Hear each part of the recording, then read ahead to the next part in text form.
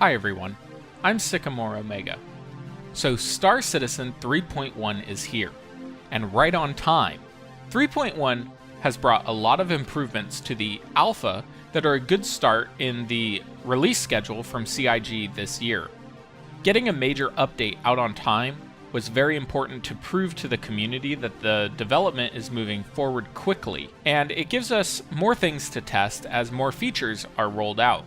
I've held off making this video until I've had a few days to try things out and to be able to give a real opinion and analysis instead of just regurgitating the patch notes.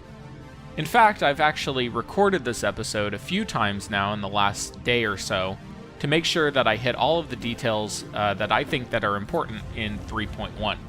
Of course, in 3.1, we saw some new highly anticipated ships, including the Aegis Reclaimer, Nox, Tumbril Cyclone, Misk Razor, and Anvil Terrapin, which I did a review on last week. The Reclaimer is now the largest ship in the game, and is a pretty impressive beast. I'm probably not going to do a review of the Reclaimer anytime soon though, because one, I don't own one, and two, the ship doesn't seem very useful until the salvage dynamics make it into the game, which is scheduled for 3.2. I'm sure that the Reclaimer will be part of the PTU for advanced testing when that comes up. I will say this though, after spending time in the Reclaimer during the 3.1 PTU phase, I was extremely impressed in the design of this ship. I love the aged feeling, and I really hope we see more of that implemented in future ships. The Cyclone has been fun to mess around with, but at least for me has had a lot of bugs preventing me from giving it a full review. The short time I've been able to use it though, I had a good time. One of the big features that CIG put a spotlight on was character customization options for 3.1. This feature was very much needed so players can start customizing their experiences in the verse. The new options allow us to select basic feature presets to mix and match our way into somewhat of a unique look. Currently, I would say that the character customization is just a start to allow persistent character differences to be carried on servers for testing. If this system of picking a narrow set of looks was what was meant for the full verse, I'd be pretty disappointed. I'm sure we'll see this system get much more robust and detailed as time goes on. Planet appearances also got some enhancements as well. CIG put a spotlight on Yela for 3.1, but all surfaces were made better. Daymar now has more variation in small rocks on the surface, and for lack of a better description, feels a little rougher and sandier. So far, I like the changes there. Yela feels more on par with the detail we see on Daymar. In 3.0, Yela seemed a little too clean, and now it's more terrestrial. I especially like the new fog effect on the border of day and night when approaching the planets.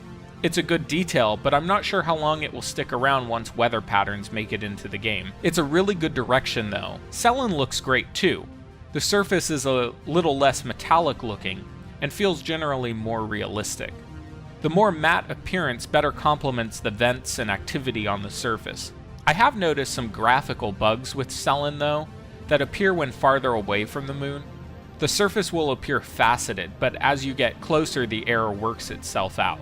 There have been UI changes to the Mobiglass system, which have successfully made the general usability of the menus better.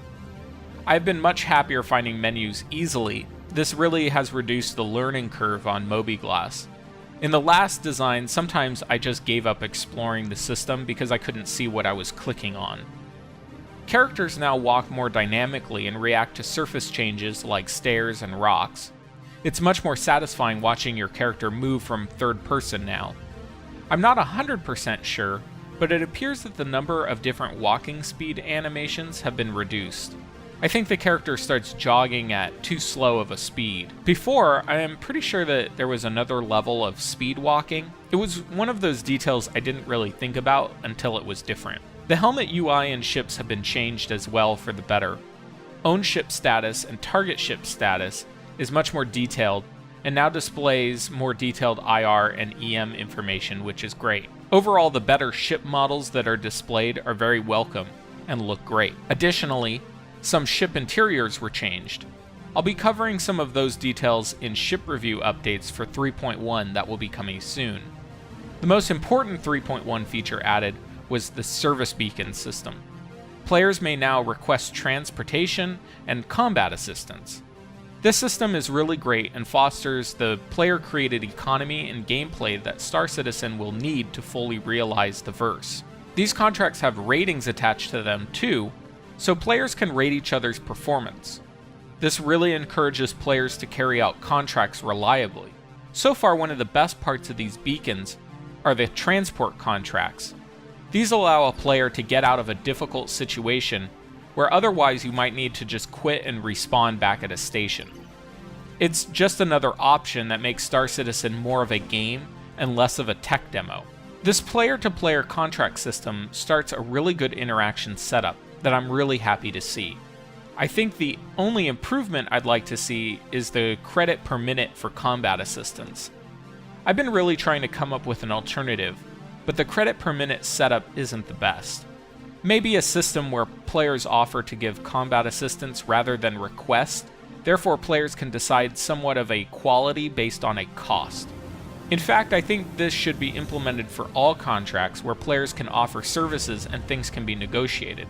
I'm sure CIG has something like that planned. Anyways, the system should continue to be expanded, and I like where it's headed. Since the beacon contracts have been put in, the player interactions seemed a bit more productive, and this is huge for the development of the verse.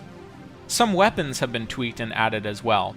I haven't been able to test every single weapon yet, but from what I've seen, I'm pretty happy with the changes. Overall, weapons are looking better to match the great work on new ships and player customization. Overall, these changes are welcome, but not major. There have been changes to ship AI piloting intelligence, and it's begun an overhaul into the new Subsumption System. It's obvious that this is still early in development. This update looks like it was just to get the framework in place, and we should see further development throughout the year. In fact, 3.2 has improvements scheduled. Lastly, CIG has done work to improve the general performance of the universe. Personally, I've seen more consistent performance and also less big performance dips. Most of the time I'm seeing acceptable frame rates now. I still see some drops, but they're much shorter than what was present in 3.0. Also, I've encountered logging into some servers where I see consistent frames below 20, but no dips. It's rare, but I've seen it. Usually, I'll just log out of that server and find another one with a better frame rate. Also, I've been encountering a bug where after 30 minutes or so, the game will most likely crash at any time. This has been put on the issue cancel by quite a few players, and it's being addressed by CIG. It just was annoying to have a plan that there was a possibility that you'd see a crash between 30 and 60 minutes. Right now, CIG has been starting to push out hotfixes for this and other bugs, and as of this recording, it was getting better for me and I was seeing a lot less crashes to desktop. CIG also put out that there should be a minor update coming tomorrow. Overall, paired with the enhancements, the performance increases have been about what I expected, with network bind culling being pushed out of 3.1. So overall, I've been pretty satisfied with the 3.1 update.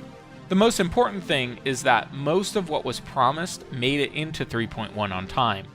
I just hope that the things pushed to 3.2 won't slow down the overall development and create a chain reaction. Time will tell, but this first successful quarterly release has given me even more confidence moving forward. I'm SycamoreOmega. Thanks for watching. How has 3.1 been for you so far? Leave it in the comments, and remember to hit subscribe for more videos.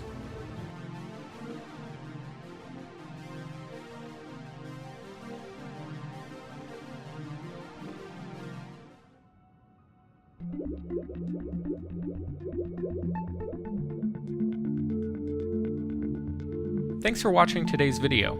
Are you new to Star Citizen and are looking to get into the verse? Use the code above to get an extra 5,000 UEC added to your account when you sign up. See you again soon!